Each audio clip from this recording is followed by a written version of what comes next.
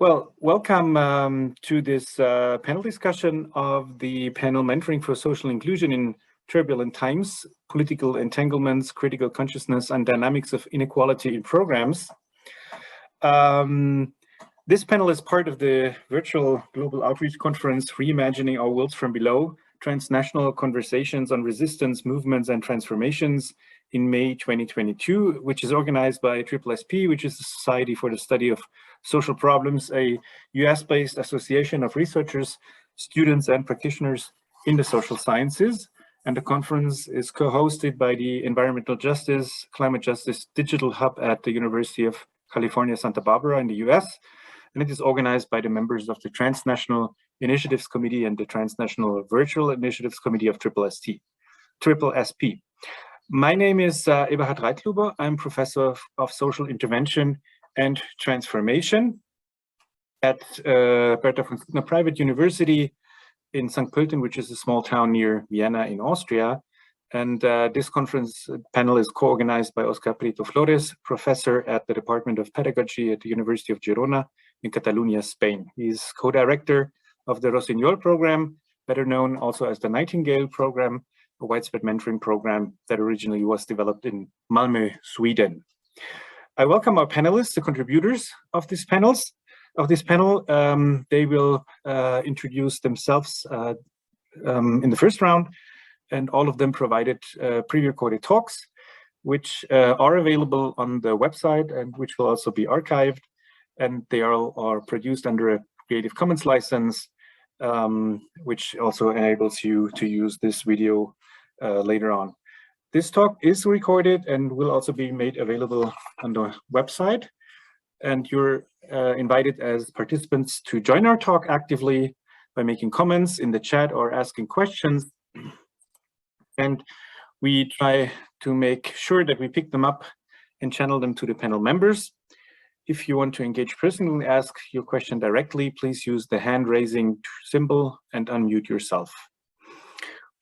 Three short announcements. If you have questions regarding our conference and the particular model that we apply, simply write to the point person that is mentioned on our website.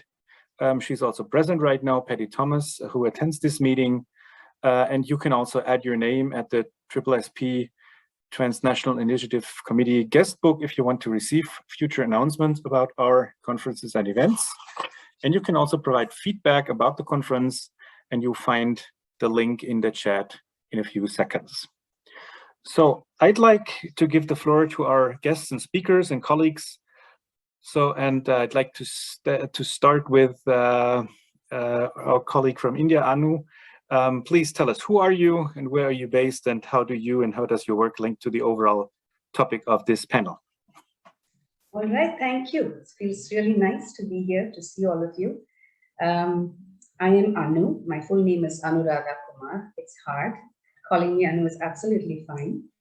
And I am working with an initiative called Teach to Learn out of Indian Institute of Technology, Madras. This is an engineering technology-based institute, and it is India's #1. It's a premier institution for engineering and technology.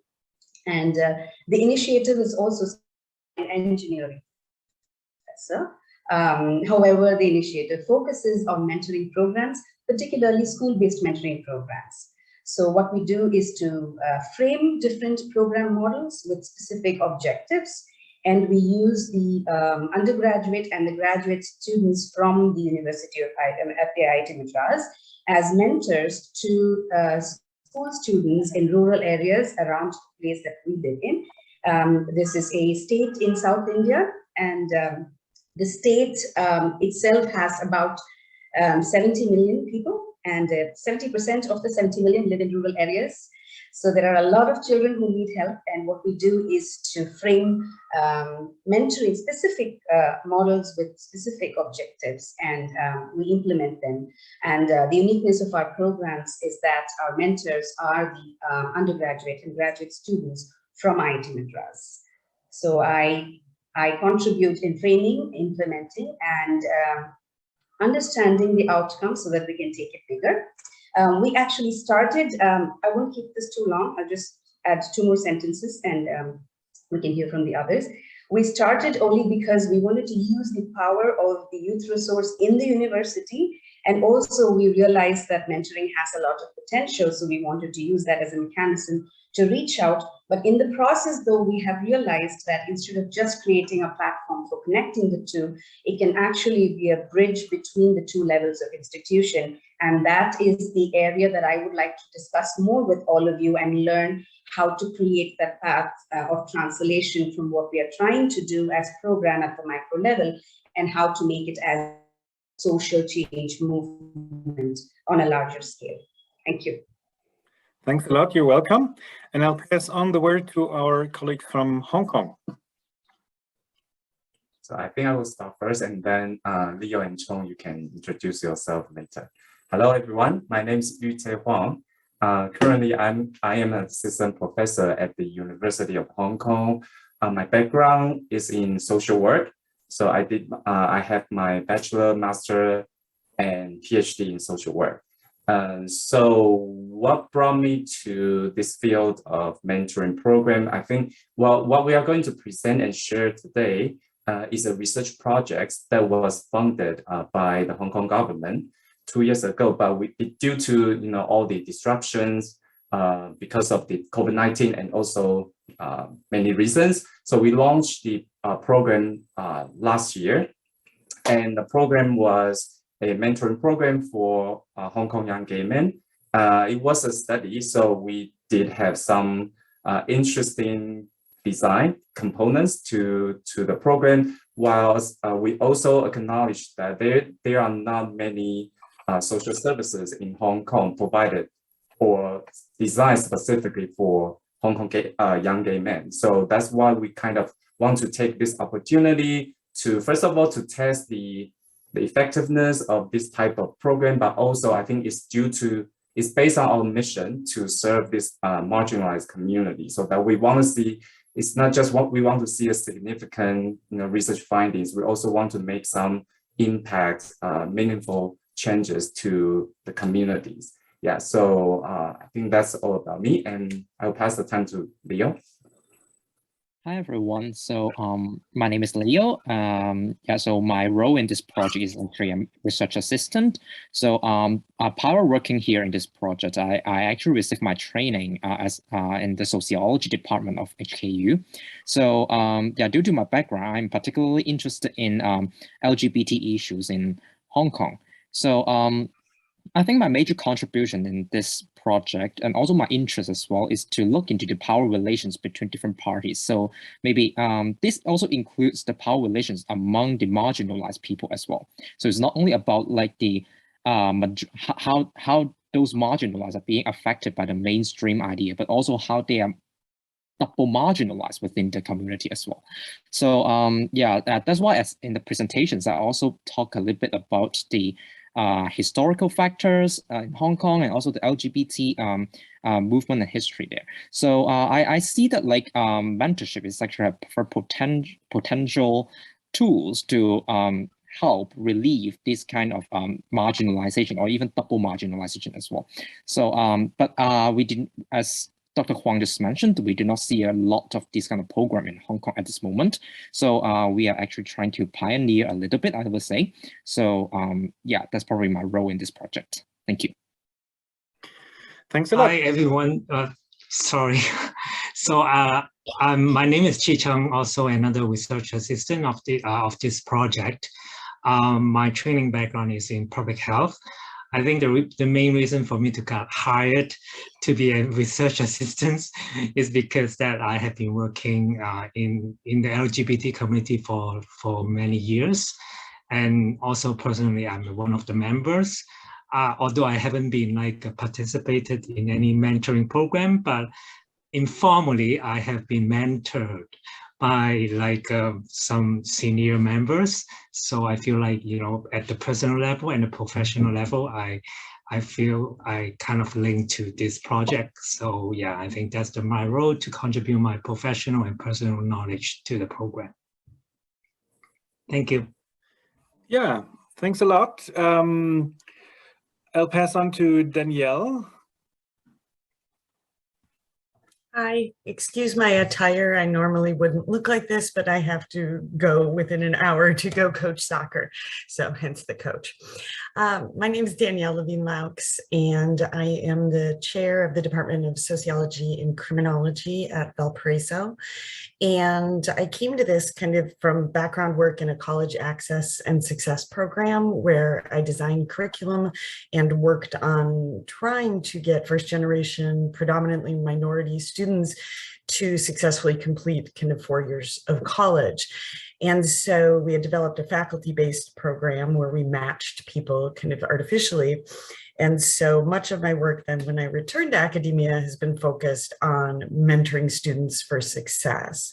This time using students who are kind of older in the program or have experienced their first year and now reflect on it, and using that as one of the kind of supplemental forms of mentoring, in addition to faculty mentoring, although we're currently kind of missing several faculty because we had people moving around. And so students seemed like this viable resource to give other students advice.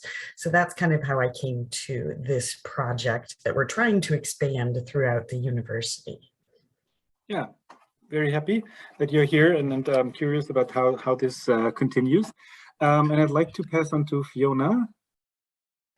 Hello, everyone. I'm from Spain, Barcelona, and I work, I will talk about more the practitioner point of view because I'm an international consultant.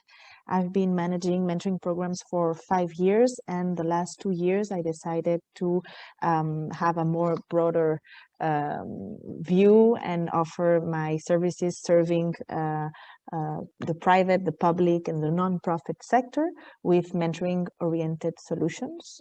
And maybe my perspective here will be how due to the pandemic, the COVID situation accelerated the mentoring programs, and governments have turned into mentoring as a interesting solution to fight against social exclusion. Sorry. Yeah, thanks a lot, and I'll pass on to Oscar. Hi everyone, this is Oscar Prieto Flores. I'm Associate Professor of Sociology at the University of Girona at the School of Education and Psychology. And I discovered mentoring 15 years ago when one of my friends, Jordi, who is at the same school I am, he participated in a European project trying to gather and put together people from different European universities in order to know how universities could be engaged in welcoming newly arrived migrants. It was back in 2007, 2008, in which European societies were becoming more heterogeneous, receiving fluxes of migrants from different parts of Africa, especially. And some localities and higher education institutions were concerning in order to do something about, in welcoming, in providing access to the newcomers and to the children of newcomers especially. So this is why we started the pilot, trying to replicate as Abby told, the Nightingale in Malmo, an initiative that started in Malmo in 1997. So we decided to establish a pilot of 5 pairs, and now with the years we have around 200 pairs of mentees and mentors in our university. But at the same time, from the beginning, we decided that it was great to not only to be as a practitioner at the university, and do service as professors at the university, doing this as a service and to have a staff. It was very good to that the program could be improved by research.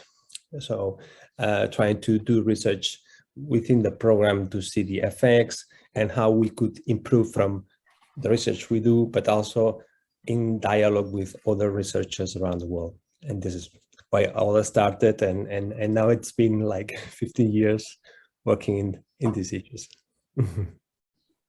Okay, thanks a lot, Oscar. Well, I didn't tell anything about my own background, but I'm a researcher in the social sciences, also in the social work field.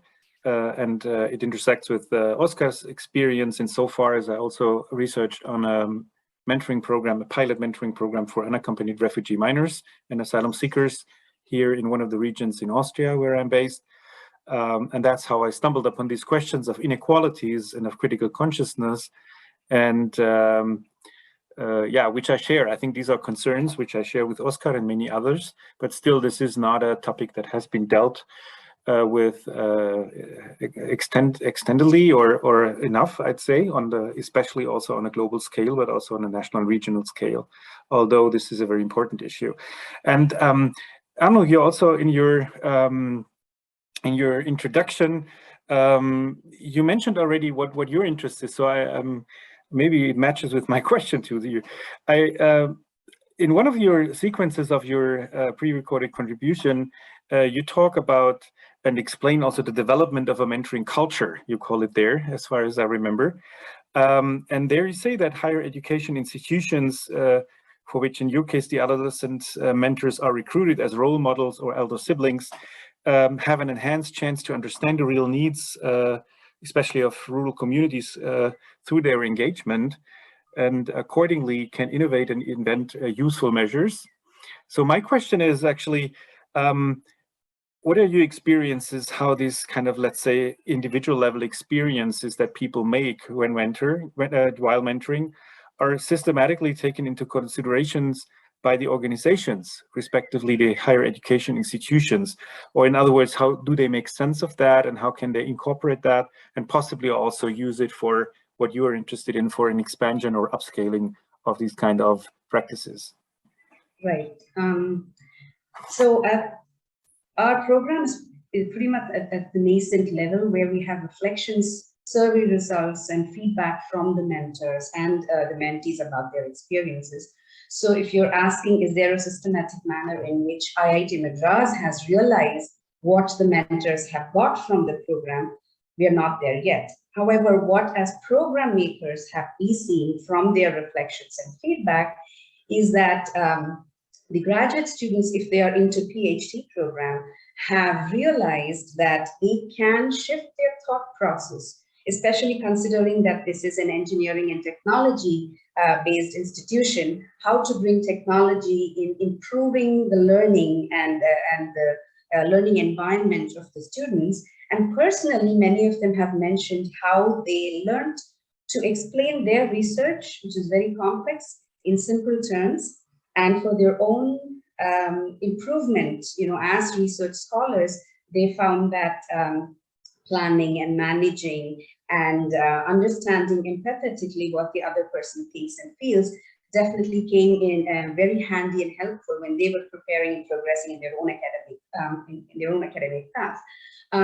But what I would ideally like, or what the team ideally likes, is to take these reflections to the next level and systematically measure whether that actually brings a change in the way they're going to make things, like translate it into marketable products that can be used in the lives of the students, which we have to wait and see, because we're not there yet. It has been not long enough yet.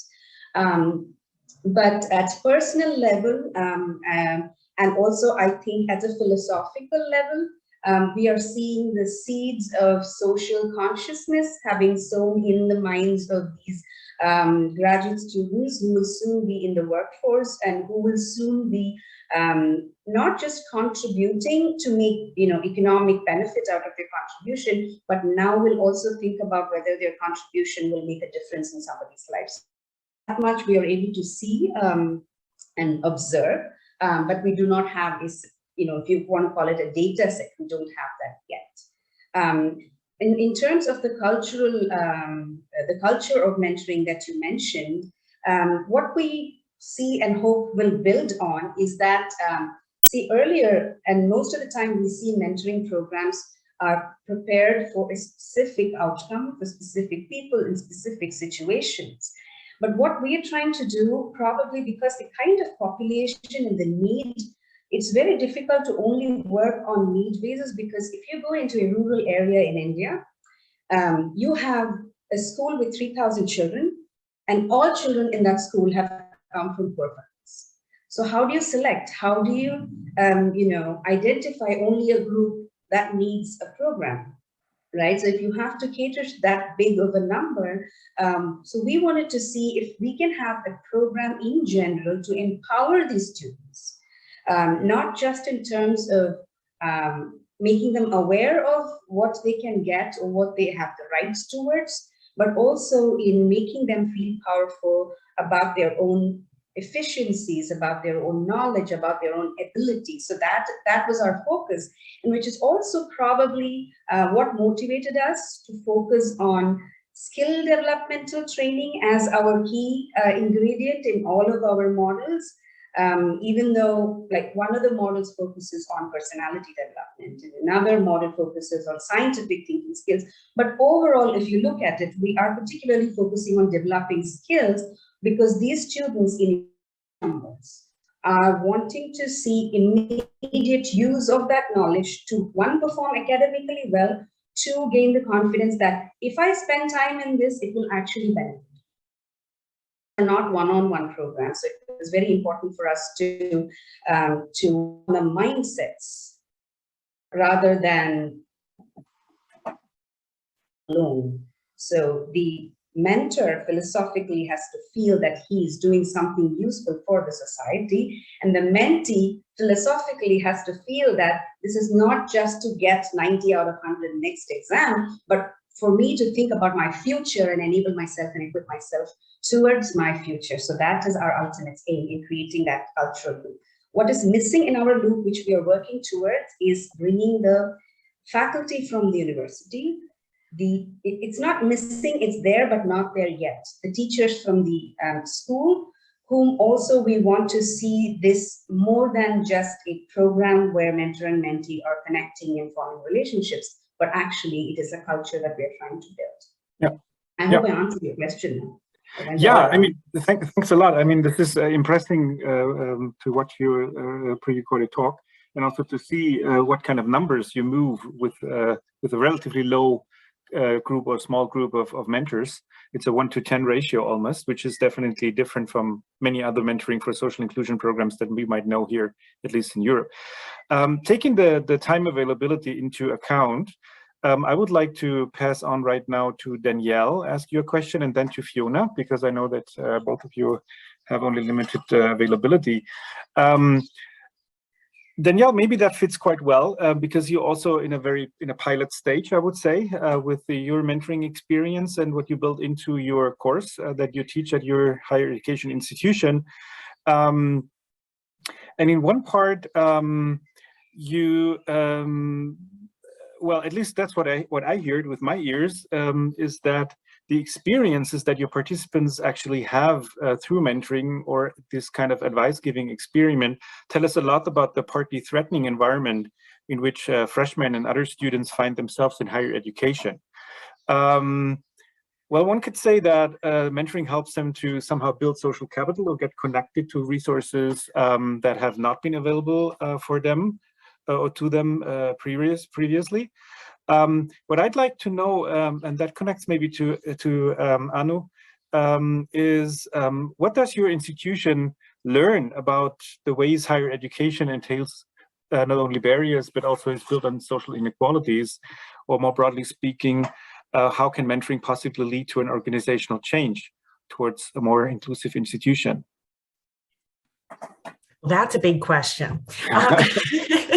So institutionally, I think, so I've been part of a 21st Century Scholars Grant, which you might not be familiar with, but it's a federal grant that pairs faculty with first-generation college attendees from their freshman year to their senior year. And then the purpose is to try to see them successfully complete their higher education.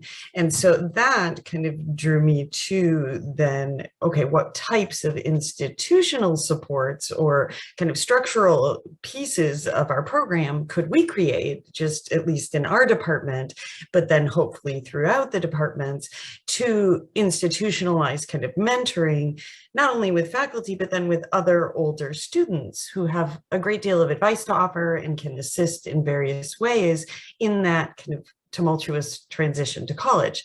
It's particularly tumultuous for many of our students because we tend to attract majors from underrepresented groups. So students of color, students who are LGBTQ, even students from kind of rural communities who may never have left the state, kind of let alone had exposure to anything. So they are at a higher risk, and given the university's concern with retention, institutionally, it would behoove them to be providing kind of support systems. And so our hope with this was to start kind of a pattern of not only professional development classes, which, as you pointed out, do provide kind of some of the social capital resources, exposure to expectations and kind of really kind of how to do college, which many of them I think are somewhat overwhelmed by, and especially during COVID, were particularly overwhelmed by, and yet it came up nowhere in any of the advice, which was very peculiar to me, that kind of needs to be something that institutions are kind of focused on, not just among faculty and students, which I'm aware kind of that research suggests that that relationship is really important, just having kind of one faculty member to go to. But I've noticed that students only ask faculty specific types of questions and only expect specific types of advice. And other students are probably better positioned to offer kind of others advice and newcomers to the program. So that was kind of the interactional piece is just starting, and then the advice giving. I'm a conversation analyst by background, and so advice giving that's unsolicited, I know, is usually not preferred. However, in written form, kind of a handbook, I thought, well, this can be something we do and then pair people. And so it has kind of multiple dimensions to it that hopefully institutionally are very cost effective and rely on students' specific department and major based kind of observations along with their general kind of college advice. Does that kind of answer what you were asking? I hope. Well, it does, but I think we need to talk about this much longer than the time that I know. we'll have today. Nevertheless, to bring in everybody in a way, maybe I can pass on to Fiona, because as far as I understood and got to know, you have a lot of experience in these kind of, let's call it upscaling processes or expansion processes, which is thrilling in a way, you know. I mean, I guess yourself are also overwhelmed, I could imagine at least, but the developments that this took in the last years. And at the same time, you have been one of the major actors in all of this in a way right now as a freelance consultant, but you also worked in one of these organizations that became big, so to say. So maybe you can talk a little bit about how this is possible, you know, this kind of from the positive experiences, but also failures that one has maybe when starting such a project, and when it becomes more like broader in a sense, when it is linked to other policy actors, when it becomes part of governmental programs and processes. So what does it do to mentoring, and how can mentoring actors from below, as you call it also in your presentation, deal with all these implications? Yeah, well, yeah, maybe I can give a little idea of the European context. So due to the corona pandemic, we have seen, as all of us, seen that kids were starting to drop out of school, inequalities were growing, and the and now I'm going to talk about the French context. In France, the 8 main mentoring organizations decided to build a common strategy in order to address these growing inequalities. So they cut the government attention with this idea. They were building together, they had a common goal, they were starting to build together a very practitioner-oriented solution in order to address this topic. And then they had a lot of funding from the government. I'm talking about millions of euros that were,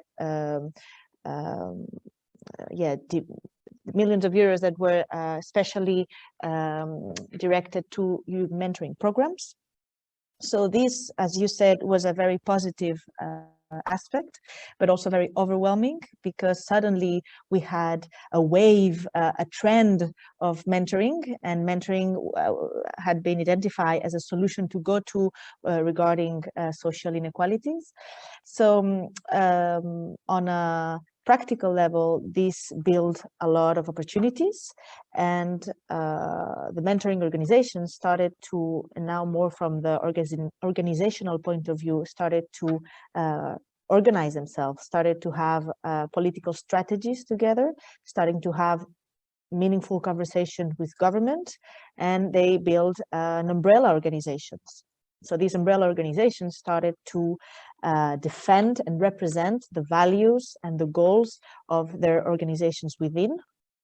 So now what is happening today is that this umbrella organization now has more than 60 mentoring organizations, and they are helping, they are pairing more than 200,000 kids all over France.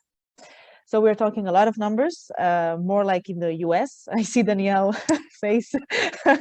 So yes, it's a lot. And it all happened in a very, let's say, urgent perspective. We needed an answer. And this now, well, we have to be careful, because we had the government launched a grant and a call for proposal for mentoring programs. And now the question, of course, is quality. It's how can we make sure that the programs we are supporting are doing no harm, right? So now the whole question, and to give maybe more the challenging part, is now to define a common definition of what is mentoring, what is not, how can we achieve quality, what are those standards, what are the criteria we are building. So this is how, and little by little, the French organizations build a bottom-up policy, because now mentoring is a solution to go to. So I don't know if we have a little time, and it's a very big topic, but I would in three points I would say that the common, like the need was very well addressed. This need was defined within the mentoring organizations in order to achieve a common goal, and this common goal was to address the school dropping out situation, and then this lead to the trust within the members and with the government in order to build this bottom-up policy. So yeah, thanks a lot. And just to say that this happened also the same in parallel in Spain at the same time, and it's happening in all big European countries. So definitely. It's a global change. Yeah, definitely. Yeah, it would be very interesting to have a comparative research on these dynamics and the developments. I think it's still not underway. Let's go to our friends in Hong Kong with a very specific, very new, very pilot-like project. Also with numbers, but incredible numbers for a startup mentoring project, but not with that kind of environment around you. But what I found is quite interesting is what's happening with you as researchers, what's happening inside the project, how you link to the mentors, how this becomes a community-based participatory research project almost. I think that's also how you define it yourself. So what would you say, what helps bring about actually this space as a political side, as you explain it in your contribution, which I think is in a way unique maybe in the field? Yeah. Right. So I think well, to be honest, at the beginning of the program or at the stage when we wrote the proposal to apply for the grants, this issue didn't come into my mind because I thought that my thought was quite simple. Or I want to create a service program for a marginalized community, and mentoring program was always something that I want to do. It was traced back to my early experiences when I was very young, and I deal with all the identity confusion issues. I don't know who I can talk to come out as a gay man. So, but I do have some like good mentors around me, so that I know, like deep in my heart, I know mentoring was a very promising service model. So, well, I just want to say that at the beginning, I didn't thought about whether there's any political issues could be involved, whether we need to fight for against any injustice or discrimination, because I assume that everybody will be looking forward to the implementation of this like really good program. But it was until at the beginning we started to recruit participants. That's the time when we start to face some remarks that was a bit discriminatory or negative. Some people said that, oh, this type of program, mentoring program for gay men, are you going to encourage them to develop, anything beyond mentoring relationship? What about if they are developing romantic relationship? How are you going to handle this situation? So that was I was quite surprised to get this remark, and because I think that implicitly, I think people link this type of program with I think there's association between mentoring relationship with sex or with that type of thing that people don't want to see to happen. So I think it was a triggering experiences, and that also drove us, the research team, start to think about, how are we going to negotiate with all these political forces that was external to us, but there was also internal to this program, because we also need to protect our participants, prevent them from getting any attack or any discrimination from people outside. And also among us, we also start to reflect on our role as a researcher. We want to keep this program as participatory as much as possible. And we also I think the whole program is reliant on mentors' contributions, their engagement. So we really want to highlight that. We tell the mentors, you are the key persons in this program, not us. Now, we are just more like a supporter. We are researchers, but you are the one who are going to provide support to the mentees. So we also want to empower them to let them know how important they are. So one thing that I want to highlight, and Leo and Chong, you can supplement later on, was that we came up with this design of monthly sharing, which is we organize a sharing or some activity monthly, and we also we share the recording of this monthly sharing to participants in the control group. If you remember that we have 3 groups, and I think this also provides us some opportunities to increase their critical consciousness, because we deal with a variety of issues in the monthly sharing. We talk about the importance of mental health. We talk about different forms of romantic relationship. Some people are having an open relationship. Some people are entering an exclusive relationship, but we want to let the participant know that there is a diversity in terms of romantic relationship. We also talk about non-gender conforming characteristics and behavior, because that's an issue some participants are handling with. And we also engaged a expressive arts therapist to hold a session for the participants to use the art to express their identity, to express their thoughts. So we found that this monthly sharing was very helpful and does really take this program to another level. That the participants have many space, many opportunities to reflect, and we also want to empower them through this monthly sharing. Yeah, Leo and Chong, you have anything to add? Yeah, I think like Dr. Kwong had actually talked a lot about the macro factor, like how the mentees can actually be empowered and then to combat the heteronormativity, like we keep talking about like the discriminations from the mainstream society. But I also want to highlight the fact that like mentorships as a political site is also involve like some kind of micro politics. So it is not only about the power between the mainstream society and the mentee, but also maybe the mentee with the mentors as well sometimes. For example, like to what extent the mentors are willing to provide supports, or what kind of supports. And these kind of support might not always necessarily meet the expectations of the mentee, which leads to a kind of like discrepancy between their the expectation and the effects of the mentoring. That's why like sometimes when we collect the data, like for example, like either like qualitative or quantitative, like we want to look into like what kind of expectations the mentees have, and also like what kind of support the mentors are willing to provide.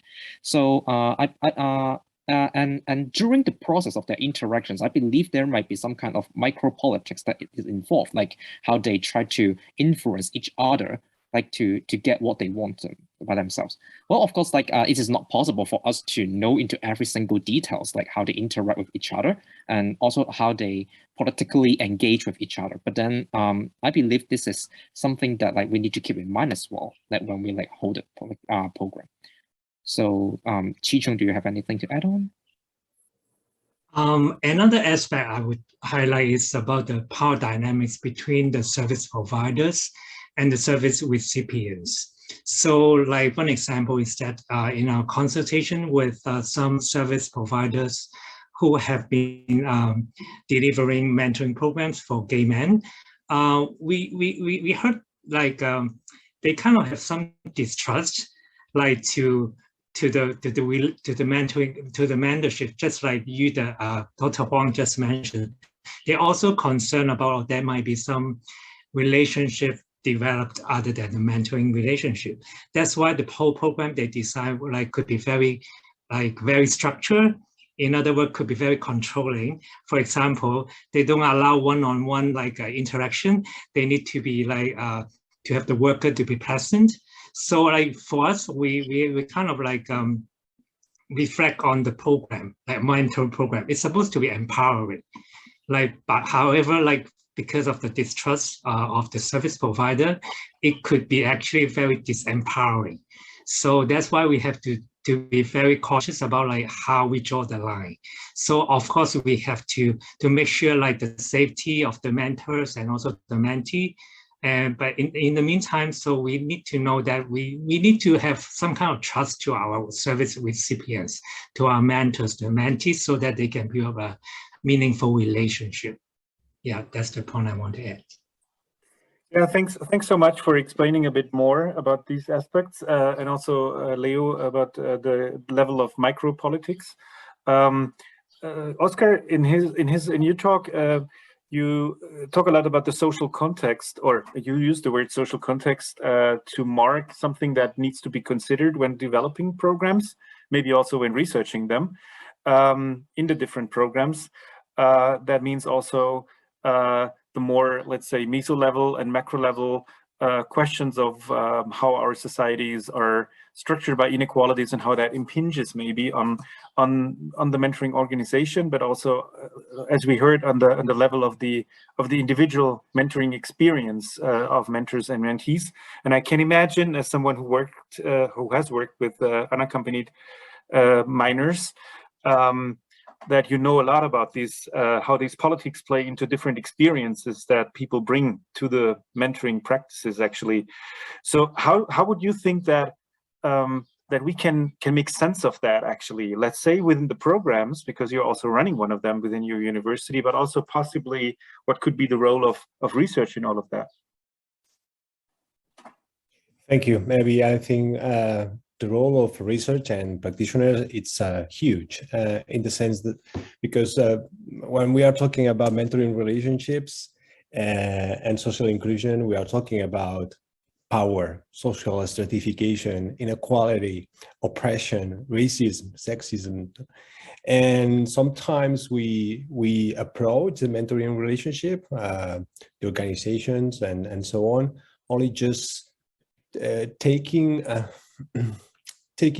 place that the relationship should be safe and that everything is good, let's say, no, the relationship goes on.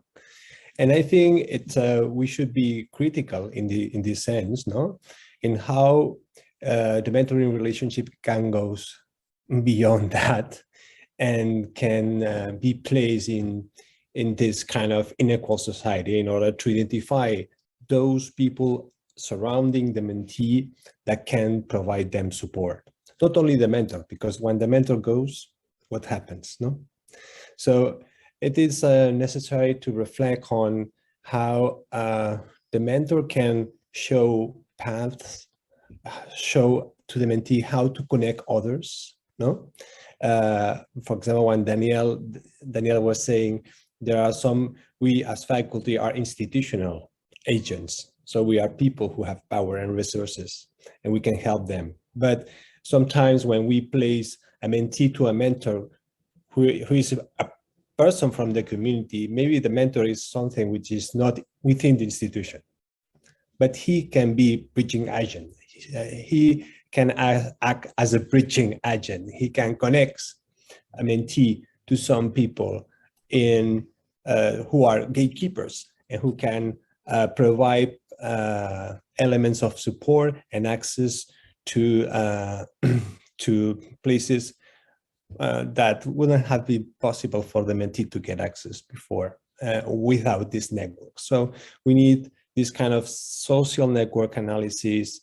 We need to reflect more on how mentoring organizations and mentoring programs are more connected to the social, let's say, you know, and social inequalities, and how mentees, mentors can think about, no, social consciousness, inequality, who are the people who can help you, and so on. There's a relevant study about, it was done in 1995. I don't remember exactly the name, but I can give the notes to you and the article.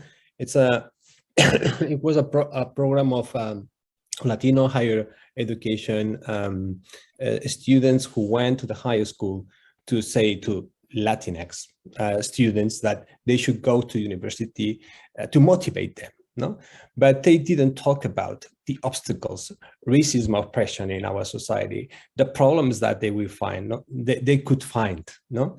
So on the one side, you have a very motivational discourse, no? But on the other side, you have a lot of oppression, and these kids and adolescents, they know that one thing is the discourse and another thing is what they find in their real life, no? So how to deal with these issues, with this gap, no? And I think all these kind of reflections are necessary. Yeah, thanks a lot. Thanks a lot. I have no prepared questions for you anymore, but I'm very curious, as I see, Fiona, that you have like a knowledge or an overview, let's say, of these, well, more recent developments, but also like the structures, networks, the kind of places where people exchange their experiences. And I think we know that those who are connected to some kind of programs, we know that these topics that Oscar just mentioned, that they are there, you know, and more or less, let's say, voiced in a sense of, you know, it might be on the level of individuals who come upon these issues. It might be a discourse amongst organizers as well. But how far do you see, like, beyond the fact that, especially in the European, or let's say Western European context, this is like enormously expanding and rolled out almost, you know, at least in some countries, that organizations, have tools or ways of, you know, taking these issues up. Do you see, like, in the discourse anything that like allows us to make sense of these kind of experiences that we make? Well, I really believe that as Oscar was saying, we have, through mentoring, we connect people together. We connect people that were not supposed to meet, and we connect the bubbles, right? And I believe that, as he was saying, the mentor and the mentee has to be placed in the center of this ecosystem, and that in order to be effective, but effective in the long run, because as we said, the mentor leaves and then what happens, right? So how can we build this sustainable ecosystem that will foster the systemic change we expect, right? So I believe that through private corporations, NGOs, schools, families, universities, we have to have this discussion about mentoring, about the impact, the local impact we want to have, to then little by little have this, I don't know if we can say, this butterfly effect that can foster more solidarity. And at the end, if we understand the needs of the youth, if we acknowledge also the struggles and why we're doing what we're doing, then we can also build more solid democracies. Maybe I'm too idealistic in a way, but I really believe on how this connection, how these bridges link it together, can foster progressive and little by little this change, and how the mentoring organizations, you were saying, they are conscious about it, and we are not only acting on the relationship, on the problem through mentoring, but I think we have to also address the problem in a global scale. Like, if we're not changing education itself, we will always have mentoring in order to prevent school dropout. So we need to change also, we need in parallel, mentoring organizations need to advocate for the change theory they want.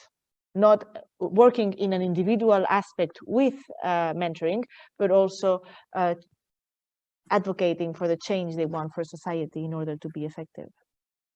Yeah, thanks for your clarifications. Well, I think there is some idealism maybe in it, but I also see that people who are affected or infected maybe by mentoring and have a very positive mentoring experience, they are almost excited, you know, and to listen to them is incredible. So I think it would be wrong not to be excited about the effects of mentoring. You know, definitely it is hard maybe to bring about a systemic change. That is, but it's not wrong to have that as a horizon. Definitely not. So maybe Danielas, I know that you have to leave us in a couple of minutes. Maybe you have also questions or something to add, like when you're listening to all of us. Well, so one interesting thing that I think Oscar and to some degree everybody kind of questions about what happens when the mentor leaves. So this is one of the unique things that I've struggled with in thinking about mentoring kind of over the course of my career and doing college access and success work. And with my mentees, of which now I think I have probably 200, right around that kind of range, just that have been mine over the past 20 some years. And they don't actually, we haven't dissolved the relationship insofar as we maintain contact, and they use me as a resource for recommendations for, you know, the bar exam, if they're using me as a resource for their legal career or for what have you. Although I was giving a talk on mentoring at our university, and somebody said, well, is that sustainable kind of long term? And I said, At certain points, it gets a little unwieldy in terms of the sheer number. I'm going to 3 weddings this summer of kind of former students of mine who are mentees. And I think it kind of, in terms of sustainability, if we create really tightly knit social networks and bubbles, and we connect people and they do mesh, then I think at what point kind of does that become unmanageable kind of for the individual? And I say this as somebody who came to kind of mentoring via a wonderful mentor and then saw immense value in it and incredible potential. And I personally get a lot out of it. But as my numbers grow over the course of a career, I realize, oh, can I do that? Kind of, can I add more people to the mix? And I think kind of in terms of programming, that is something especially kind of to consider when we want to make something more scalable or more kind of, yet you have a finite number of people maybe who volunteer for such programs. So I think it's something that I was thinking about when some of you were speaking about kind of where do you get the people and then does the relationship end? In my experience, it hasn't necessarily ended. I mean, it does with some, but with others, it maintains. Yeah, I think, well, I don't see any hands raised, but you can also please jump in and comment and ask questions. If I look at numbers and have in mind Anu's example from southern India, it is even worse, I would say, in the sense of that you have one mentor mentoring 10 students possibly, so I think one of the things that I learned from Fiona's contribution, her talk, is also that you say, Fiona, that definitely it cannot all be the responsibility of civil society, of bottom-up actors, or of voluntary mentors, or citizens, or whatever you call the actors. But it needs to be the responsibility also of the state to provide the platforms, the umbrella organizations, whatever, with this kind of functioning ecosystem that maybe cannot be maintained, or, well, that's my imagination at least, by the individual mentors and their action themselves. But this is, in a way, I would call a welfarist or a welfare perspective that we might have in our countries of the European West. I'm not so sure how this looks in the southern part of India, for example. So what is your let's say hope, or what is your environment that allows you to think about this kind of scaling processes? Or in China, Evie. Yeah, for sure. Yeah, the government is different. No, actually, as I'm listening to all of you, some of the things that stood out to me, and to take the recent the thought process, is I'm thinking teaching the mentees how to seek is one of the skills that can really help them, because, I mean, it's not possible, right, to keep on and hold on for a long time. And if you did, you may or may not be able to get the same intensity or same strength of help from the same person over a long period of time, because you move on, you grow, and your needs grow, and you diversify. So maybe you need more resources to help you in different ways. So one of the things that I'm thinking a mentor can do, and a mentor can be trained to do, is to help the mentee seek and learn to seek. So as they progress, if not this mentor, then another person, how do I get help from them? So that's one of the skills that I thought was important. And another thing that struck me when Oscar was speaking was the comparison between reality and ideal. And I have seen it personally in our mentee-mentor relationship, is there's a lot of feel-good factor when the mentor from a good university walks in and talks to them about aspirations and about how wonderful it is to work with state-of-the-art laboratory and how the students should aspire to become doctors. They are actually talking to a group of children who probably do not have science subjects offered after class 10. They are talking to a group of children in a school where there's no laboratory. I have seen students who told me that they want to become doctors, but their favorite subjects to take in class 10 in high school is commerce and business studies. without any realization that to become a doctor, you need to take science subjects in high school, right? So that's the kind of disconnect there is between reality and aspirations, or rather wishful thinking. So maybe mentoring programs must focus on keeping them close together. And like Oscar said, maybe the mentor, if he or she has come from such a background, will add a lot more value than to a mentor who has probably come to the program to give something back to society. So in that case, then how do you harness that wanting to give back through training, helping them understand the adversity, helping them understand the background of the mentee? So these are the kind of thoughts that are going in my mind as I'm listening. And also when I was listening to the mentorship program, and I also watched the entire video, and there what struck me was the co-creation of what they want to do during the interactions of the mentor and the mentee. So that got me thinking as to how do you focus on your objective? What do you really want to get out of it? Is it a platform that you want to enable for dialogues to open, for people to become free and connect with each other for future benefits? Or is there an objective at the end of the interaction period that they need to have gotten? So these are thoughts that are in my mind when we are framing programs that can go from individual benefits to a large scale, like Fiona said, to bring a common strategy. How do you bring a common strategy when there's so many specific needs in situations and requirements? That was my thought. I think that was already a question, right? Yes, I guess the thought had a lot of questions going on in my mind. So is there maybe some input on ways to find the common grounds, and maybe how to define without being imposing? I think those are the two clear questions that come out of my thought process. Yeah, maybe I can share what we did in our program. So at the planning stage, we hold several consultation meetings with the organizations in Hong Kong to know what kind of needs of mentees they had observed, and also could become the objectives of their services.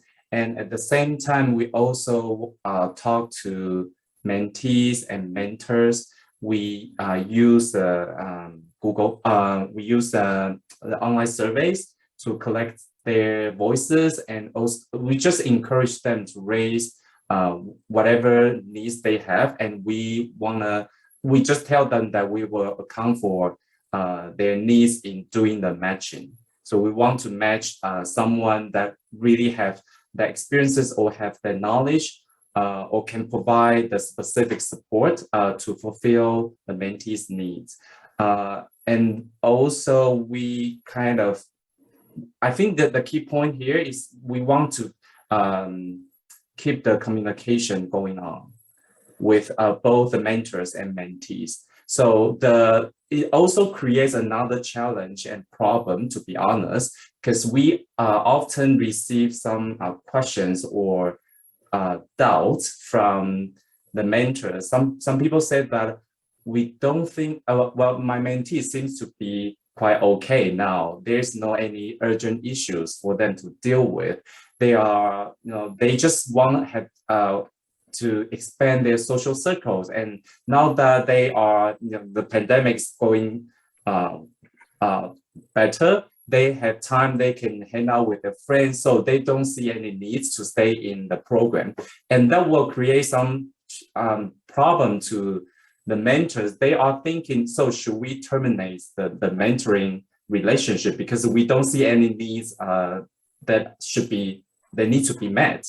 And but then at this point of time, then we still want to get to talk to the mentors and mentees, try to still understand what other than the initial needs or initial objectives they have.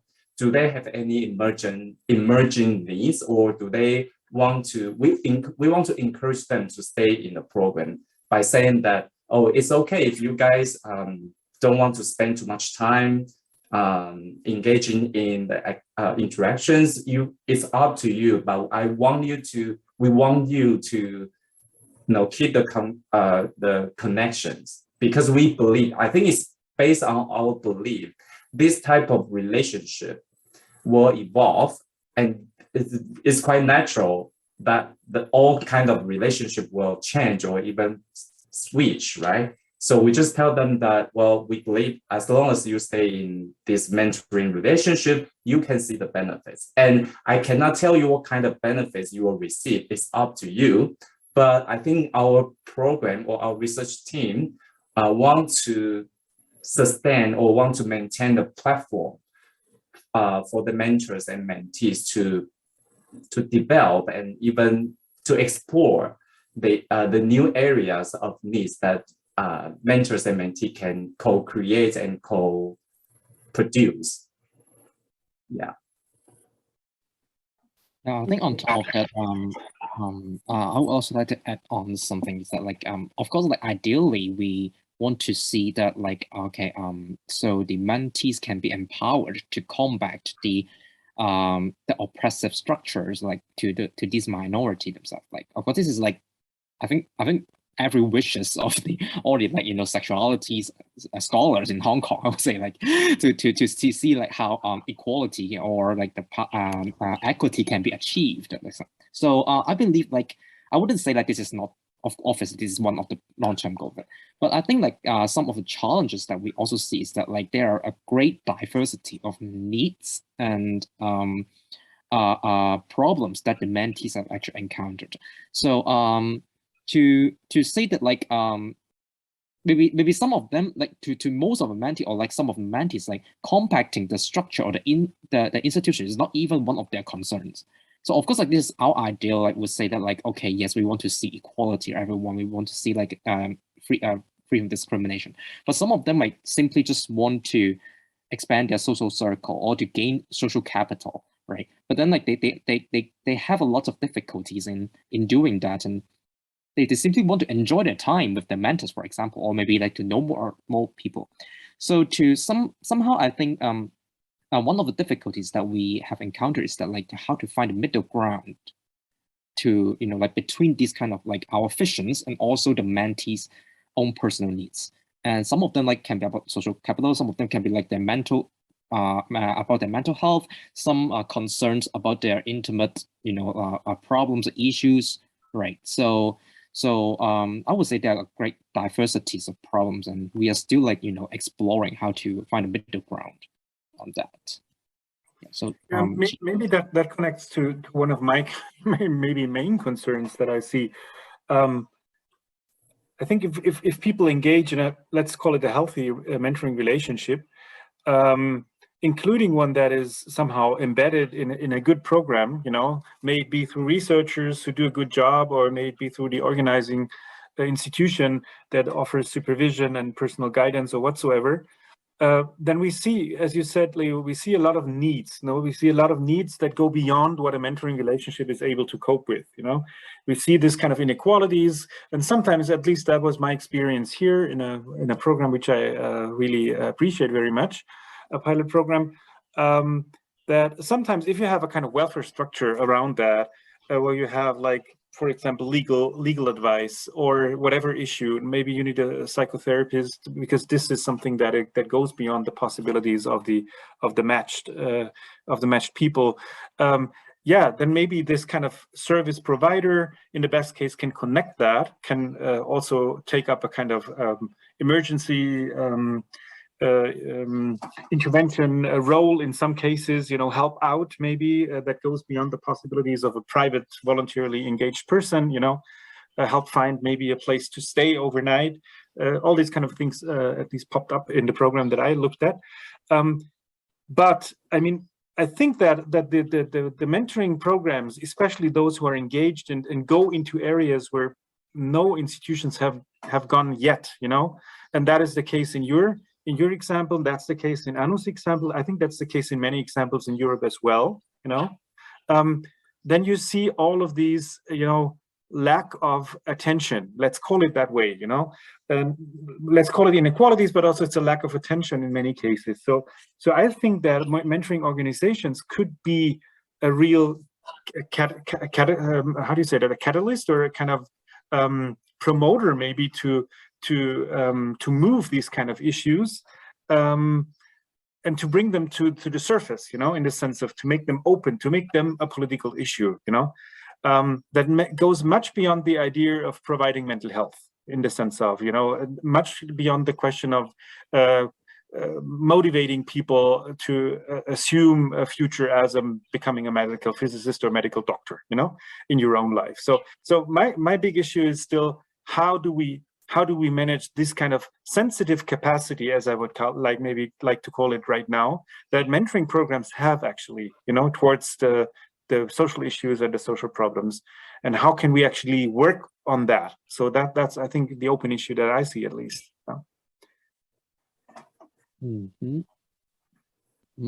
Yeah, I think of course I would agree with what you said, because critical consciousness, right? This is actually one of the themes that in this panel discussions.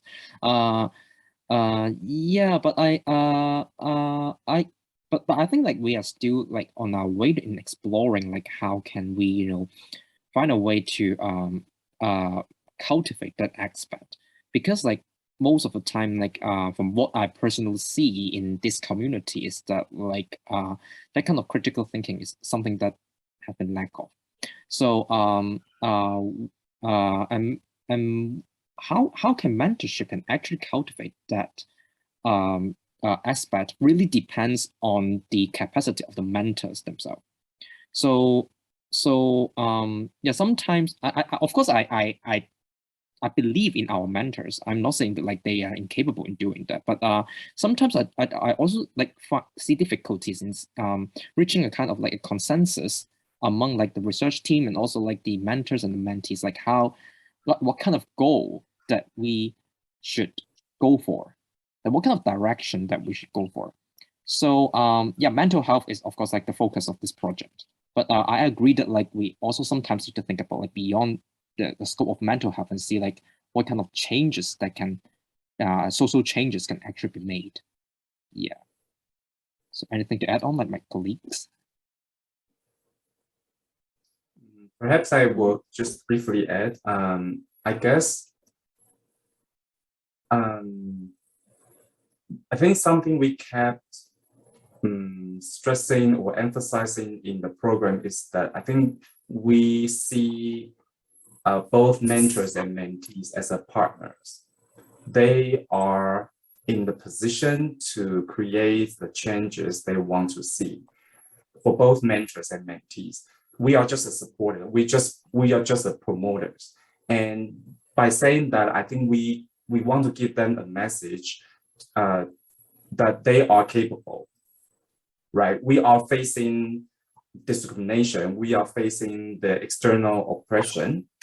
But I think through the relationship, through the mutual and trust relationship between the mentors and mentees, I think they can identify the issues they want to address. They can fulfill the needs that the government failed to provide the services to, and even they can take a further step to make even the systematic or structural changes. Some of them are thinking about, they want to come out.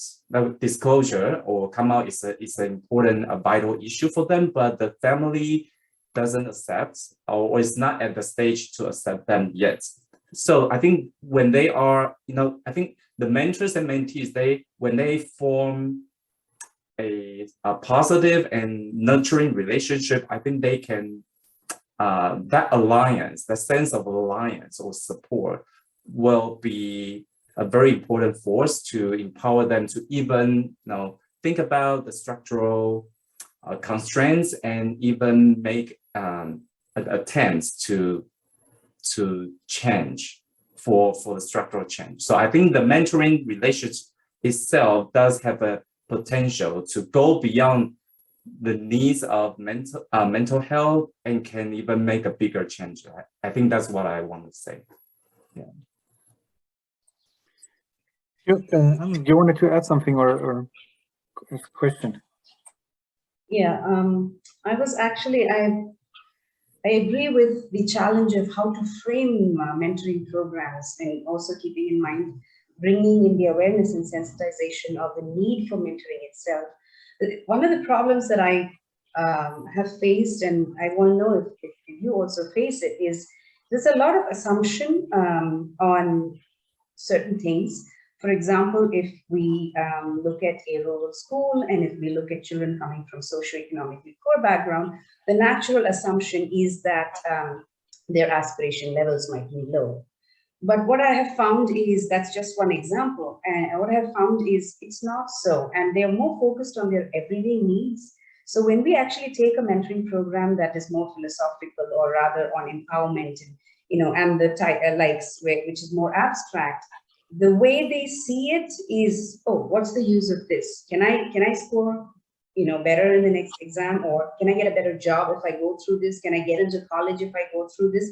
The way they relate benefit out of a relationship is more towards immediate needs, or the needs that they can tangibly see, whereas mentoring has the capacity to build abstract, or rather more the for empowerment, and in power to know that they can perform. So there is a lot of it is a challenge to decide what do you want your mentors to carry to the mentees. So that is one big challenge I found, and I agree with Leo when he said framing becomes a difficulty when you have to fix your objective in the mentor-mentee program. And the second, what you mentioned about when there is so much need, how do you actually bring a large program where everybody sees the benefit and uses it? See, it's very strange because everybody has mentors. I mean, anybody I speak to has a mentor in one way or the other. They've had help, they've had network, they've had benefits out of that network. They just didn't know it's mentoring. They just didn't know it was a mentor, or that relationship is called a mentoring relationship.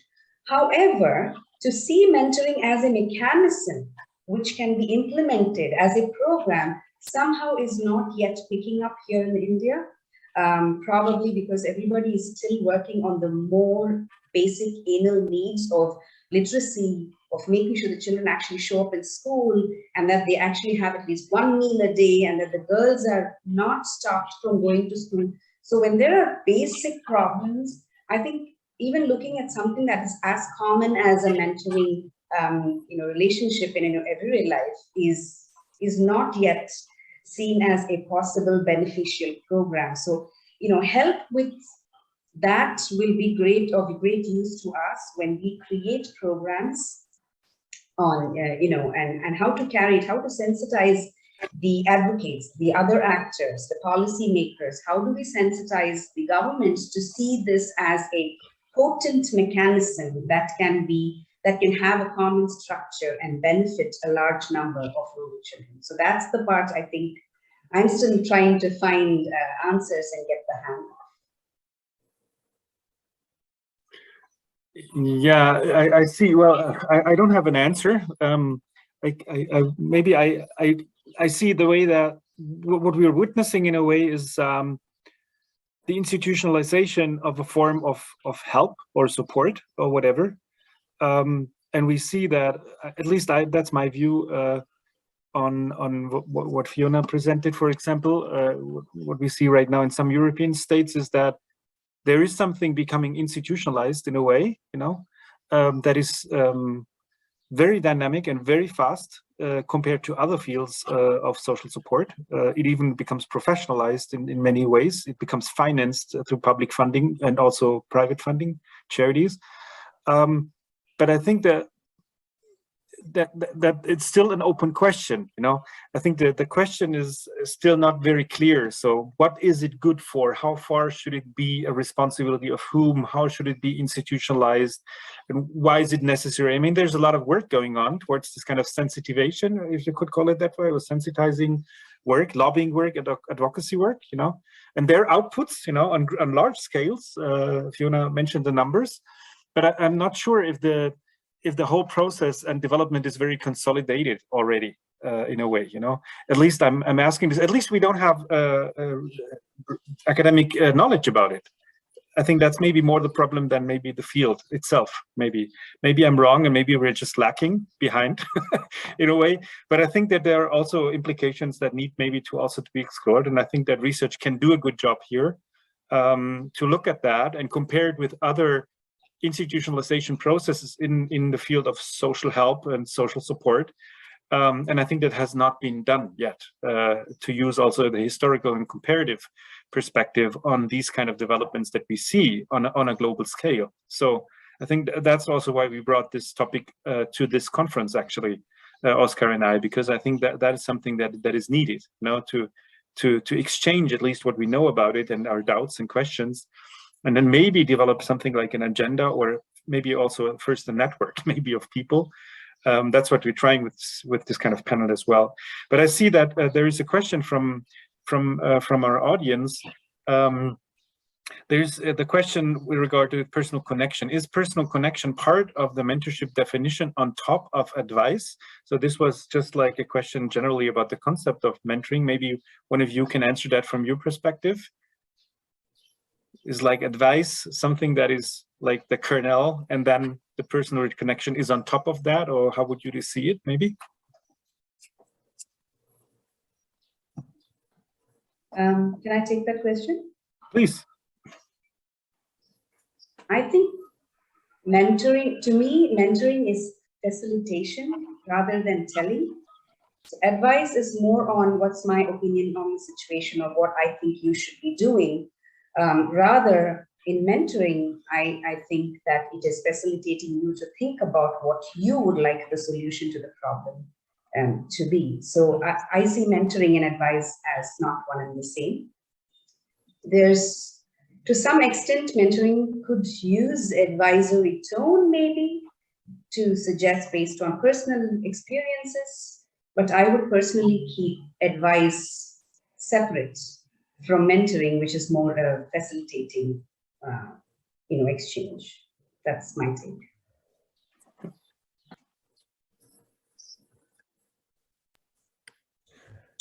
I would add that, for example, we can see that there are a lot of mentoring programs that are more focused on goals, and to provide advice and seeking advice and specific goals, targeted approaches. And there are more mentoring programs more focused on like a friendship model, let's say, to establishing a kind of friendship relationship and cultivating that relationship building and so on. And I think mentoring, if we want to be effective in some ways, it should be goal-oriented, but also it's also relevant, the relationship building, because otherwise you cannot build anything from one you don't know who is and so on, and you don't have a meaningful relationship with that person. So I think that mentoring programs should, or if under my perspective, to focus at the initial level on the relationship building, but with a balance with some specific goals, not too many, that they can work during their mentoring relationship. That's my opinion. Yeah, I think I also echo Oscar's opinion, and particularly in our program, I think I tend to see the personal connection is more important than giving advice by the mentors, because I remember some of our mentors said that they don't feel like they have anything to offer, or they don't have any advice to provide for the mentees, because they are age-wise, they are not that far away from each other, and experiences-wise, nowadays, I think the younger generation seems to be more capable of doing many things than the older generation. So our mentors keep saying that I don't really see myself as someone to give advice, but rather as someone to accompany the mentees to figure out together the questions or the problems they are having. So I think I will say that personal connection or the relationship in our program, I will say it's the most critical part of the mentorship. But of course, I think it also depends on the natures of mentoring programs. Some mentoring programs are really focused on giving advice and want to see the career developments or even personal developments. That on that part, with that purpose, I think advice giving is really essential. Yeah. And one thing I want to share, in our training of the mentors, we actually talk about the art of advice. That means like we actually understand like some mentees, they do look for advice from mentors. But like having said that, I think just like Oscar said, like the key component for that is the relationship building. We have to establish like a meaningful relationship before actually giving advice. So yeah, I think yeah, that could like a hybrid mode. It all depends on the need. It also depends on the needs and expectations of the mentees. Yeah, and on top of that, I'm just curious that like whether can personal connections comes like without advice. I mean, yeah, it's interesting because like advice is some kind of like knowledge for the mentees themselves, right? I mean, they might not necessarily internalize them, they may not agree with them, but they might, of course, they can agree with them as well. But then like I have a feeling, I sort of have a feeling that like that kind of social capital cannot be entirely separate from those like cultural capital as well. So they need that kind of knowledge to know about their situations, know about their own existence in a particular social settings to really connect with the society themselves. So I think that like this kind of a personal connection is surely, I think, is part of the mentorship. It's an important part of mentorship, but so is the advice themselves as well. So the knowledge about relationship, knowledge about their specific context and settings. For example, for our program is about the gay community, the culture of it, the interaction between the gay community with the larger society themselves. So maybe in another context, there can be like a different kinds of know-how in it as well, like how to build up their own personal understanding of their world. So I personally see that like this kind of social capital is linked to the cultural capital as well.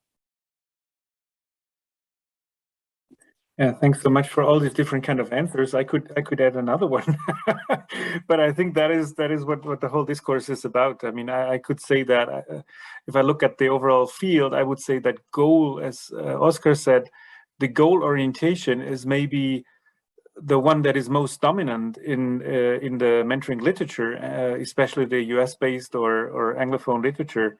Where mentoring is more understood as a form of social intervention amongst other forms of social interventions, and measured also with regard to goal attainment, and whereas then the relationship is more the means maybe to bring about the goal, whereas I would say if once somebody takes up a relationship, there is so much more that's happening than just fulfilling some organizations' defined goals, and measured outcomes. So and that's when we see that one approach might not be capable of somehow embracing all of that, what happens, and especially with regard to the various contexts that Leo just mentioned. I could imagine that some of this knowledge transfer, maybe that you could call that, connecting people to the gay culture, gay communities, for example, maybe in other contexts that is already provided through other means, for example, to more appreciative schooling through well-known public institutions where people can go, hotlines where people can address. I mean, all of that might be existent in other contexts, and it might not in Hong Kong. I'm not sure about it, And so you need these kind of mentoring programs to channel access to these kind of aspects of culture, of maybe gay or culture, whereas in other contexts this might maybe more available already for everybody in general, So and then the context specific goals and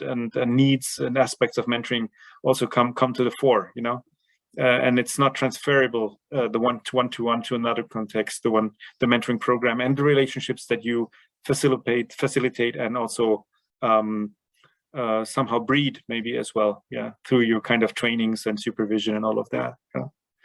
Okay, we see that there is a plurality in all of this. Nevertheless, some aspects are interesting to share across the different continents, I would say, and the different contexts. I don't know how many contexts there are for bringing about these very, very different experiences, and maybe we could call it stages or states of programs and dimensions in which we have to take into account in the different practices and research that we do. I would like to have more of these spaces, I can tell you. One of the things is that traveling is always very expensive. This is a way how we tried to bring people together without producing any kind of costs. That was at least the idea behind our efforts that we took up as the Transnational Initiatives Committee and Virtual Initiatives Committee about 1.5 years ago. And we are happy that we found financial support within our organization, at least to finance the technical support, building up the website and maintaining it. But nevertheless, all the effort was done by members of our committee. And I hope that this will have an impact, not so much only on our network that we are building right now and the whole mentoring issue and discourse, but also inside towards the inside of our organization, of the Society for the Study of Social Problems. Our annual conferences, which I definitely recommend because they're a good place to make connections. They take mainly place one time a year in the first week of August. So this year it will be in Los Angeles. I will be there. I will be able to go there too. And I'm happy about it, but I think we need more spaces to include more people and especially more voices beyond the Western gaze and beyond the US and Canada. So I'm very happy that all of you were here today, that your contributions will be available open access on the internet for all the other people who can profit from your experiences and get in touch with you also through this kind of publicity that we also make.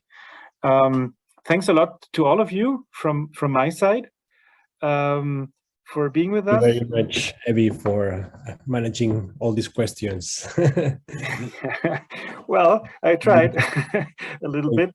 I hope we stay in contact, and I hope even if you were not live with us today, but watch this video later on, that you dare to pick up the phone or write us an email to all of us, or to those who are interested in, and get in touch, and let's continue this kind of conversation. So thanks a lot for today, and goodbye to everyone. Can I add one thing? Yeah, Abby, for sure. quick? Yeah. Also, don't forget that all of this is going to be on a web page, and there's a discussion forum on that web page. And if you want to start connecting with other people there, you can share the link to the web page and also start discussions on that web page. So we're hoping that this resource will last beyond just what started here today. So appreciate it if you would go ahead and promote that a little bit and make it a possibility to maybe connect to more people. Thank you, Patty, for the support. And Definitely, thank you, Patty, Evie and Oscar. Thank you, Okay. Evie and Oscar, for all that you've done. This is a great session. Okay. So Thank you, have a everybody. good day. Have a nice Thank you. sleep or a good start in As the we day. can. Bye. Thank you. everyone.